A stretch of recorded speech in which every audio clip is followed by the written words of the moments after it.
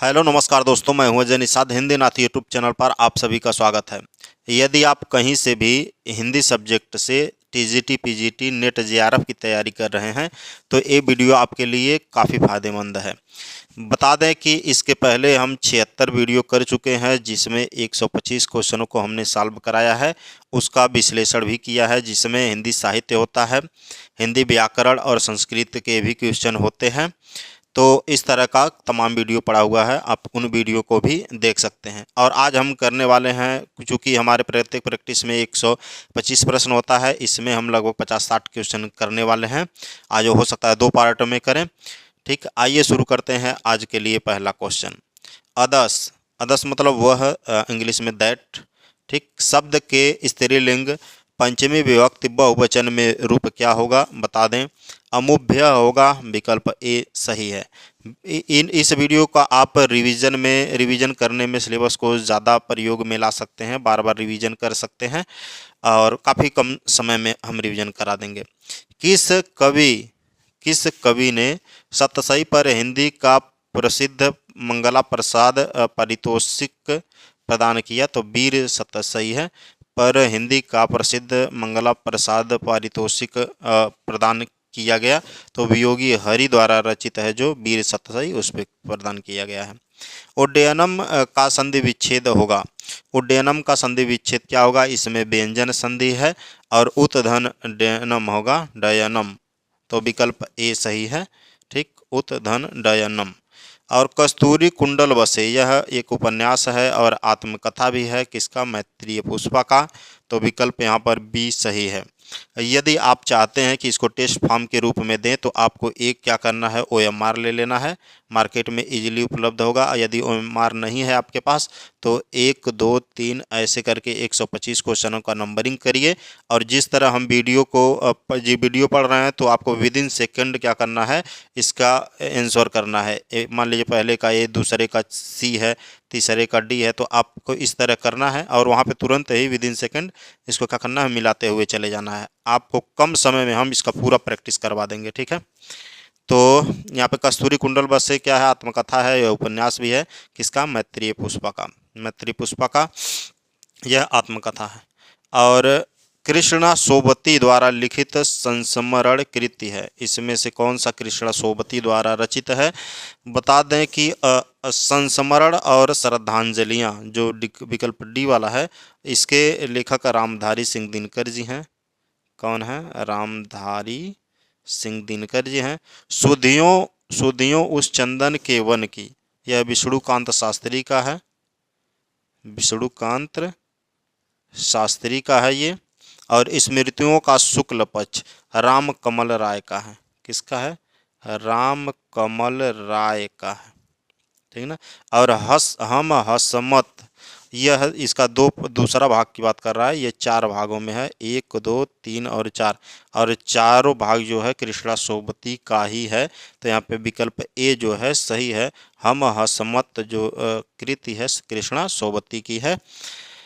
वकील किस भाषा का शब्द है, वकील बता दें विदेशज भाषा का शब्द है और विदेशज में अरबी भाषा का शब्द है, विकल्प बी सही है यहाँ पर। सट्टक है, सट्टक क्या चीज है, सट्टक एक प्रकार का नाटक है। सट्टक एक प्रकार का क्या है, नाटक है, विकल्प सी सही है। प्रकृत भाषा में जो नाटकों का रचना हुआ उन्हें सट्टक कहा गया है, तो यहाँ पे विकल्प सी सही है। वह स्त्री जिसका पति परदेश से आने वाला हो के लिए एक शब्द बताइए। वह स्त्री जिसका पति परदेश से आने वाला हो, उसके लिए क्या बताना है, एक शब्द बताना है। नायिकाओं के कुल 8 भेद होते हैं। ठीक है, इस तरह के नायिकाओं के कुल 8 भेद होते हैं। और यहाँ पे वह स्त्री जिसका पति परदेश से आने वाला हो उसे बोलेंगे आगमिष्य पतिका, विकल्प डी। ठीक ना। निधातु के लिंग, निधातु का लंग लकार मध्यम पुरुष एक वचन में रूप क्या होगा, बता दें। निधातु का किसमें, लंग लकार, मध्यम पुरुष और एक वचन में अनयः होना चाहिए। ठीक है, क्या मध्यम पुरुष का बात कर रहा है, क्या होगा, अनयः होगा, विकल्प डी सही है। और द्विवचन में होगा अनयतम और बहुवचन में होगा अनयत। ठीक ना। निराला की साहित्य साधना आलोचना कृति के कितने भाग हैं? निराला की साहित्य साधना जो है इसके 3 भाग प्रकाशित हुए हैं। एक 1929 में, दूसरा 72 में, तीसरा 76 में, 3 भागों में प्रकाशित हुआ है। अलंकेश पर्यायवाची शब्द है, किसका है? अलंकेश कुबेर का पर्यायवाची है। विकल्प सी सही है। अनभिज्ञ का विलोम है। अनभिज्ञ का विलोम कौन सा है? अभिज्ञ है। विकल्प सी सही है, ये सही है। ठीक है, अभिज्ञ जो है अनभिज्ञ का विलोम है, विकल्प सी ही सही है। निबंध संग्रह शब्दिता के निबंधकार हैं। निबंध संग्रह जो शब्दिता है इसके निबंधकार कौन है? धर्मवीर भारती हैं। सूर्य का 7वां घोड़ा भी इन्होंने लिखा है।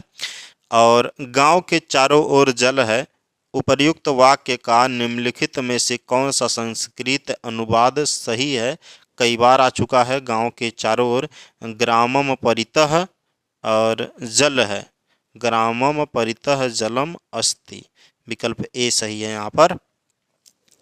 आचार्य भरत मुनि के बाद रस निष्पत्ति को लेकर मुख्य रूप से जिन विद्वानों ने रस के विषय में अपने विचार दिए हैं उनके नामों का कौन सा क्रम सही है? ठीक है, रस निष्पत्ति के संदर्भ में जितने लोगों ने अपना अपना मत दिया उनमें कौन सा क्रम सही है? तो यहाँ पे भट्ट लुल्लट, आपको ट्रिक बताएं, देखिए इसको पकड़िए, फिर इसको पकड़िए, इसको पकड़िए और पूरा पकड़िए। आप सेंस लगा लिए होंगे क्या ट्रिक से होना चाहिए। यहाँ पर ट्रिक क्या होना चाहिए? तो भट्ट लुल्लट और भट्ट शंकुक और भट्ट नायक अभिनव गुप्त, ये सही क्रम है। ठीक है, विकल्प ए सही है यहाँ पर। और संस्कार शब्द में किस उपसर्ग का प्रयोग हुआ है? जानते हैं, हिंदू जो अपना है 16 संस्कारों का वर्णन मिलता है। ठीक है, 16 संस्कार होते हैं कुल, और संस्कार में जो उपसर्ग है सम उपसर्ग है। कौन सा उपसर्ग है? सम उपसर्ग। विकल्प ए। स्तोह, श्चुना, चूह सूत्र के अनुसार श्चुत्व संधि का निम्नलिखित में से कौन सा उदाहरण सही है? इसमें से बताना है कौन सा उदाहरण सही है। बता दें कि जब स्वकार सकार के बाद और त वर्ग के बाद, ठीक, या तो सकार आए या फिर च वर्ग आए। ठीक, या तो सकार के बाद या त वर्ग के बाद या सकार आए या च वर्ग आए तो सकार का ये छोटा वर्गदंत का हो जाता है तालव्य, और त वर्ग का हो जाता है च वर्ग में ये कन्वर्ट हो जाता है। ठीक ना, तो देखिए यहाँ पे जैसे सकार आया हुआ है रामस में, रामस के बाद क्या आया हुआ है? च वर्ग आया हुआ है, तो ये बड़ा दंत स हो जाएगा तालव्य स में। ठीक है, यहाँ पे चेंज हो गया ना। विकल्प ए यहाँ पर क्या है? सही है। तुमुन प्रत्यय का प्रयोग निम्नलिखित में से किस अर्थ में होता है? तुमुन प्रत्यय का प्रयोग चाहिए के लिए के अर्थ में होता है। सॉरी, विकल्प सी सही है, के लिए के अर्थ में होता है तुमुन का प्रत्यय का प्रयोग। जैसे अगर जाने के लिए बात किया जाए, जाने के लिए गंतुम, जाने के लिए गंतुम हो गया। पठितुम के लिए अगर पठितुम कहा जाए तो पढ़ने के लिए पठितुम, पढ़ने के लिए। ठीक, सोने के लिए सईतुम हो जाएगा, सईतुम हो जाएगा सोने के लिए। इसलिए तो तुमुन का प्रयोग किस लिए होता है? के लिए के अर्थ में होता है। सुआगतम, स्वागतम, इस संधि में निम्नलिखित में से कौन सा सूत्र लागू होगा? सुआगतम, इसमें कौन सी संधि है? पहले इसमें यण संधि है, और यण संधि का सूत्र क्या होता है? इको यणची होता है। विकल्प सी सही है।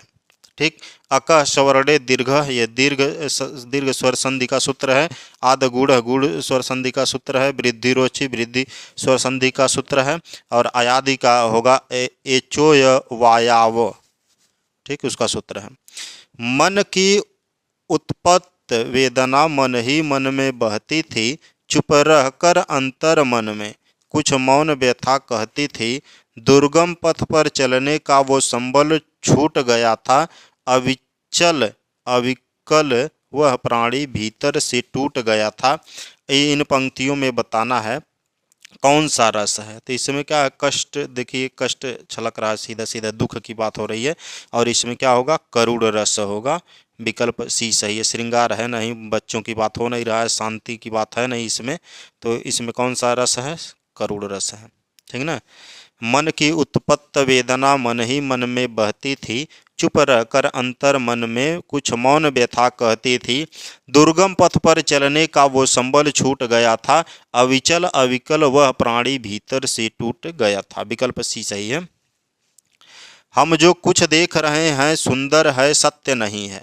हम जो कुछ देख रहे हैं सुंदर है, सत्य नहीं है। यह दृश्य जगत भासित है, बिन कर्म शिवत्त नहीं है। उपर्युक्त काव्य पंक्तियों में कौन सा छंद है? इसमें छंद बताना है, कौन सा छंद है।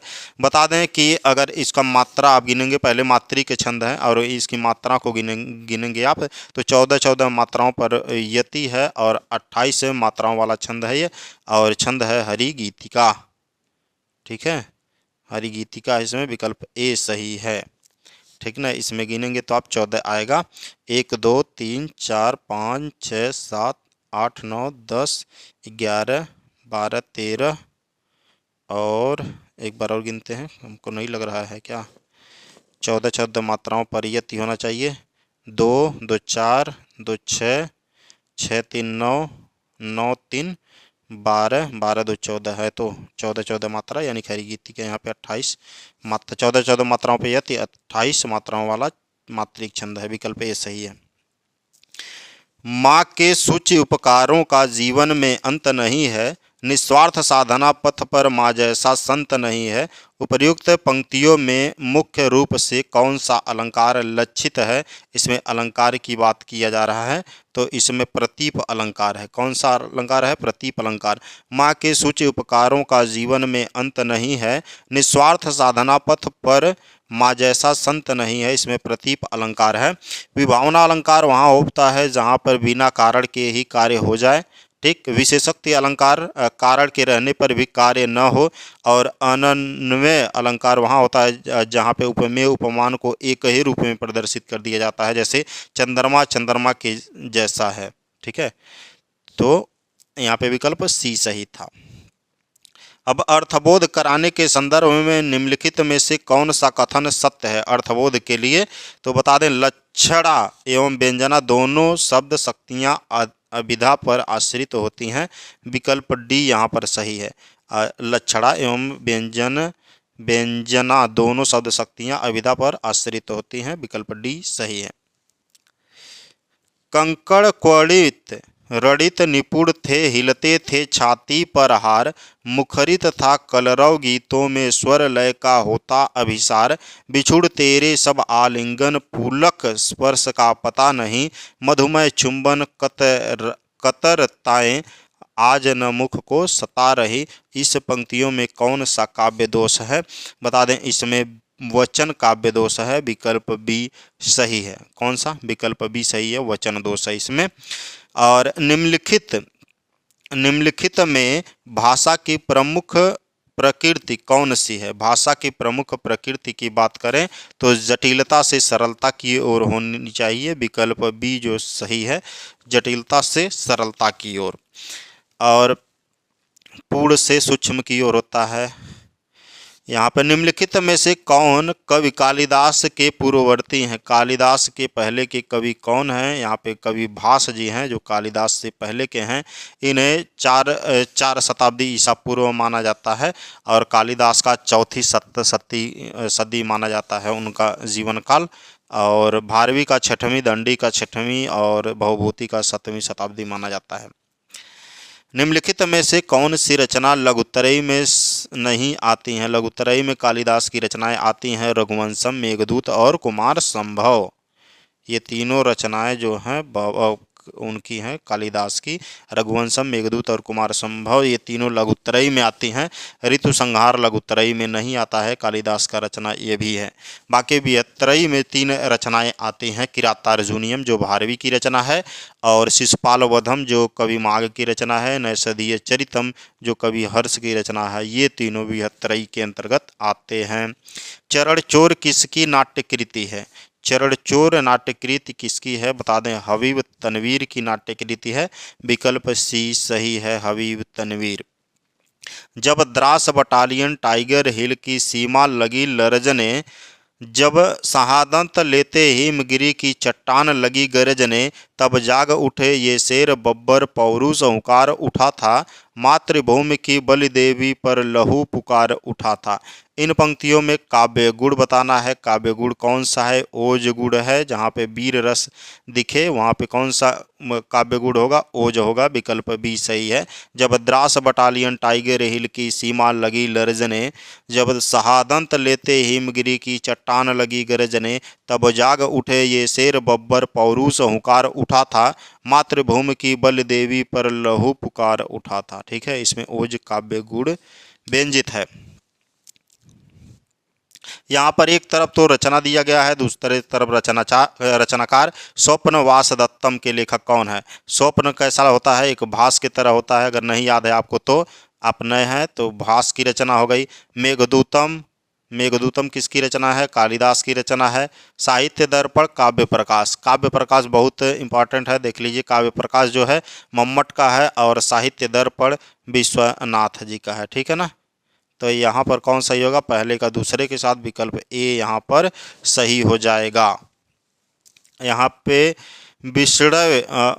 विषड़वे का संधि विच्छेद क्या होगा? विषड़वे का संधि विच्छेद बताना है, कौन सा होगा? तो बता, विष्णुधन ए होगा कि विष्णुधन ए होगा, विष्णुधन अय होगा कि विष्णुधन अवे होगा? इसमें होना चाहिए विष्णुधन ए। विकल्प बी सही है। कई जगह हमने मिलाया है, विष्णुधन ए होगा। ठीक है। निम्नलिखित में से पितरौ शब्द का कौन सा समास विग्रह उपयुक्त है? पितरौ का होता है माता च पिता च, और इसमें होगा द्वंद्व समास। ठीक है, विकल्प डी सही है। यहाँ पर लोट लकार का प्रयोग किस अर्थ में होता है? लोट लकार का प्रयोग जो है आज्ञा आशीर्वाद के लिए होता है, ऑर्डर के लिए होता है। विकल्प सी सही है। निम्नलिखित में से कौन सी कृति कालिदास की नहीं है? कालिदास की कौन सी कृति नहीं है? अभी ऊपर पढ़े हैं हम लोग। कुमार संभव है, अभिज्ञान शाकुंतलम है और रघुवंशम है। हमारे ख्याल से कुल 7 रचनाएं हैं इनकी। और उत्तर रामचरित मानस जो है ये भवभूति की रचना है। ठीक ना। तो विकल्प यहाँ पे कौन सही होगा? सी वाला। उपसर्ग से संबंधित सूत्र कौन सा है? उपसर्ग को गति संज्ञक भी कहा जाता है, और जो यहाँ पे प्रादयः है यह उपसर्ग का सूत्र है, प्रादयः। विकल्प ए सही है। काव्यदर्श के रचनाकार निम्नलिखित में से कौन है? काव्यदर्श जो है यह आचार्य दंडी की रचना है। विकल्प डी सही है, आचार्य दंडी। और भव्य धातु रूप किस लकार का है? भव्य धातु रूप जो है यह लिट लकार का है। विकल्प सी सही है। किसका है? लिट लकार का है। निम्नलिखित में से कौन कवि अर्थ गौरव के लिए प्रसिद्ध हैं? उपमा कालिदासस्य भारवी अर्थ गौरवम। तो भारवी जी जो हैं किसके लिए प्रसिद्ध हैं? अर्थ गौरव के लिए। विकल्प ए सही है। अंगिका किस राज्य की बोली है? अंगिका किस राज्य की बोली है? बता दें बिहार की बोली है। विकल्प डी सही है। ठीक है ना। मुकुट शब्द इनमें से किस कोटि का है? मुकुट देशज है कि तत्सम है कि तद्भव है कि संकर है? मुकुट आप क्या है, संस्कृत में ज़्यादा यूज होगा क्योंकि देवी देवता ज़्यादा पहनते थे, तो और संस्कृत में ज़्यादा यूज होगा ना, एक गेस भी लगा सकते हैं। विदेशज तो होगा नहीं, विदेशज है भी नहीं। देशज जिनकी उत्पत्ति का पता न हो, अब मुकुट ऐसा लग नहीं रहा है। संकर शब्द जिसमें देश और विदेश दोनों की दो भाषाओं का मिश्रण हो, वहाँ पे संकर होता है। तत्सम जो संस्कृत से आता है, तद्भव जो संस्कृत से टूट फूट कर हिंदी में चला आया है, परिवर्तित होकर तद्भव हो गया। तो ये किसका है? तत्सम का है। विकल्प ए यहाँ पर सही है। पठ धातु के लंग लकार उत्तम पुरुष बहुवचन का रूप निम्नलिखित में से कौन सा होगा? किसका पूछ रहा है? पठ धातु के लंग लकार, पठ धातु और लंग लकार उत्तम पुरुष बहुवचन, इतना चीज़ ध्यान देंगे तब आपको मिलेगा। वह होगा अपठाम। विकल्प ए सही है, अपठाम। युधिष्ठिर में कौन सा समास है? युधिष्ठिर में आपको कंफ्यूज कर देगा, बार बार कंफ्यूज कर देगा।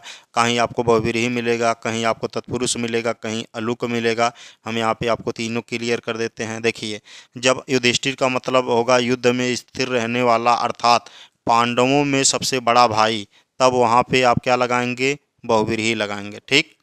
यदि आपको आपके ऑप्शन में अलुक नहीं है, अलुक नहीं है और पूछा युधिष्ठिर, युधिष्ठिर में कौन सा समास है, तब तत्पुरुष समास होगा। ठीक है, यदि अलुक है तब पूछ दिया आपको युधिष्ठिर में कौन सा समास होगा, तब होगा आपको अलुक समास। ठीक है ना, ये तीनों सही हैं अपने अपने जगह पर, लेकिन अगर यहाँ पर पूछा जाए युधिष्ठिर में कौन सा समास है तो कहेंगे अलुक समास। अलुक समास अलुक तत्पुरुष के अंतर्गत आता है, इसका पूरा नाम लिखेंगे अलुक तत्पुरुष। ठीक, तो अलुक नहीं लिखा है तो तत्पुरुष समास में आ गया। और जिस तरह समास विग्रह किए हैं कि पांडवों में बड़ा भाई, उस तरह से समास विग्रह करेंगे तो ये बहुव्रीहि में जाएगा। विकल्प सी सही है यहाँ पर। ठीक है, कवि का स्त्रीलिंग क्या होगा, कवि का स्त्रीलिंग कवयित्री होगा। 1000 बार पढ़ चुके होंगे इसको आप अपने जीवन में। विकल्प सी सही है। ठीक है, कर्ता के साथ ने का प्रयोग न होना किस उपभाषा की बोली है। कर्ता का प्रयोग ने का प्रयोग न होना, पूर्वी हिंदी में ने का प्रयोग नहीं होता है। जैसे श्याम श्याम श्याम ने वह काम किया, हिंदी में क्या कहेंगे, श्याम ने वह काम किया। और ये भोजपुरी में बोल दिया जाता है श्यामवा किया है। समझ गए ना, सेंस समझ लीजिए। तो यहाँ पे पूर्वी हिंदी का है। ठीक है, ने, हालांकि भोजपुरी पूर्वी हिंदी के अंतर्गत नहीं आता है, पूर्वी हिंदी के अंतर्गत 3 आएगा, अवधी आएगा और एक छत्तीसगढ़ी आएगा और बघेली आएगा। निम्नलिखित में से कौन सा शब्द शुद्ध है, शब्द शुद्ध बताना है। अधिशासी कैसे लिखा जाएगा, अधिशासी इस तरह से लिखा जाएगा, विकल्प ए में जैसे लिखा है अधिशासी। ठीक ना, असभ्यम, असभ्यम शब्द रूप है। ये किसका शब्द रूप है बता दें, असमद। असमद शब्द के चतुर्थी बहुवचन का रूप है ये। विकल्प ए सही है यहाँ पर। ठीक ना, असमद शब्द के चतुर्थी बहुवचन का है असभ्यम। ठीक है, और मत्याम शब्द रूप है। मत्याम शब्द रूप किसका है, मति का है। और मत्याम मति के किस विभक्ति वचन का है, तो सप्तमी विभक्ति के एक वचन का है मत्याम। विकल्प डी सही है। त्रिलोचन शास्त्री की कविताएं हिंदी के अतिरिक्त किस अन्य उपभाषा में हैं। त्रिलोचन शास्त्री का जो पूरा नाम है वासुदेव सिंह है, वासुदेव सिंह है। ठीक है, पूरा नाम। और इनकी हिंदी के अतिरिक्त जो मैथिली भाषा में इनकी कविताएं हैं। विकल्प भी सही है। निम्नलिखित में से कौन सा अल्प विराम है। अल्प विराम की बात की जाए तो यहाँ पे देखिए दोनों विकल्प एक जैसा दे दिया है। ठीक है, ये विसर्ग का चिन्ह हो गया, ये पूर्ण विराम का चिन्ह होगा। लिखते हैं, रुकिए लिखते हैं, ये पूर्ण विराम हो गया, ये विसर्ग हो गया, और यहाँ पे देखिए ये हो गया अल्प विराम। ठीक है, और यहाँ पे एक बिंदी अगर दे दीजिए आप तो ये हो गया अर्धविराम। ठीक है, अर्धविराम हो गया। तो यहाँ पे विकल्प सी सही है। ए भी सही हो सकता था, सी भी सही हो सकता था। डिपेंड ये करता है किसको आप अर्धविराम बना रहे हैं, किसको आप पूर्ण विराम अर्धविराम अल्प विराम बना रहे हैं। दोनों तो एक ही जैसा था। संज्ञाओं के साथ आने वाली विभक्तियों को क्या कहा जाता है। संज्ञाओं के साथ आने वाली विभक्तियों को कहा जाता है विश्लिष्ट। ठीक है, विकल्प बी सही है। विश्लिष्ट कहा जाता है, मतलब संज्ञाओं से अलग रहती हैं। ठीक ना, संज्ञाओं से अलग रहती हैं। और राजशेखर की निम्नलिखित रचनाओं में से कौन सी रचना अधूरी रह गई है। बाल रामायण, काव्य मीमांसा, कर्पूर मंजरी, बाल भारत, ये चारों रचनाएं जो हैं राजशेखर जी की ही हैं। और इसमें से बाल भारत जो है इसके केवल 2 अंक ही उपलब्ध हैं और यह अधूरी रचना है। विकल्प डी सही है। इनकी एक और रचना है विधत्सालमंजिक, किसकी, राजशेखर की। हिंदी भाषा में वचन कितने होते हैं। हिंदी भाषा में कितना वचन होता है, एक वचन होता है और द्विवचन होता है। तो विकल्प कौन सा सही हो जाएगा, विकल्प बी सही हो जाएगा। लिंग की दृष्टि से दही क्या है। दही क्या है भाई, दही पुल्लिंग है। बहुत बार पढ़ चुके हैं, दही में क्या है, पुल्लिंग है। ठीक है, अब ये आज के लिए बस इतना ही। ये बाकी पार्ट हम अगले वीडियो में करा देंगे आपको। उम्मीद करता हूँ आपको पसंद आया होगा आज का वीडियो। यदि पसंद आया है तो शेयर करिए, लाइक करिए, सब्सक्राइब करिए। इसका पार्ट हो सकेगा टाइम मिलेगा तो अभी लेकर आ जाएंगे हम। अपलोड कर देंगे। ठीक है, thank you for listening and God bless you all.